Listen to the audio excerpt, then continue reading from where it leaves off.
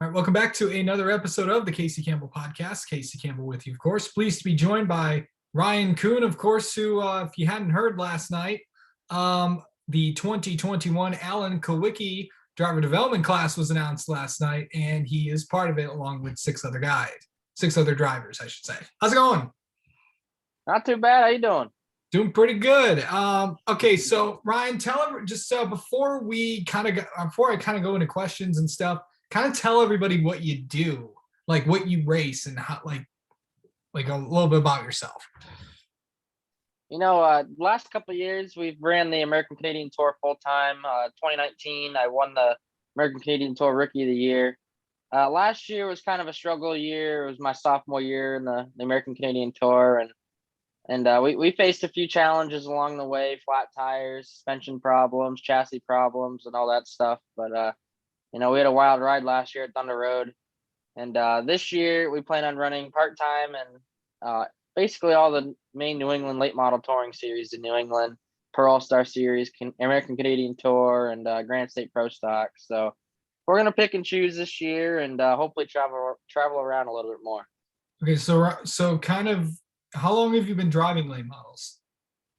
I've been doing late models since 2017, ever since Everett's Auto Parts joined Kuhn Racing. Nice. So you, as you said, it's a family-owned team, and you give of course, volunteers that just want to go out to the racetrack and help out sometimes. And kind of explain like how many races that you typically do. It depends on the year. Last year was cut short just because of COVID, and or I wouldn't say cut short, but we started racing about 2 months late.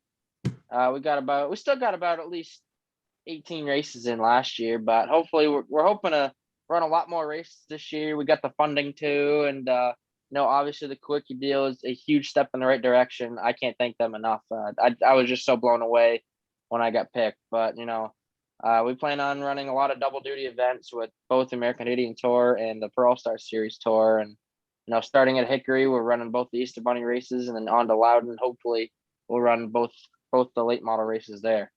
Okay, so kind of go into about a lot of the races, that you kind of do with this Kowicki driver development program. What's it going to do? I don't think it's really about the races, amount of races you run. It's the Alan Kowicki deal to really win the big prize is to really run good in the equipment you're in. And we got to promote as well, and I plan on doing a lot of promoting, and hopefully we can go to victory lane a few times this year. Last year was a struggle, like I said, and I think this is the most prepared we've been for a race season ever. So we got fresh motors, fresh equipment, newer equipment. Obviously that crash last year at Thunder Road was a setback. Yeah. But we're actually in better equipment than we were last year. So I'm feeling really confident. The whole team's feeling confident. I'm confident that we will go to victory lane many times this year. Okay, so obviously when people race in late models, either you're a career late model racer, of course, like Stephen Nass and Bubba Pollard and all them, or you're working your way up towards something bigger. What's your kind of path? Do you think that the stock car world is really where you want to be?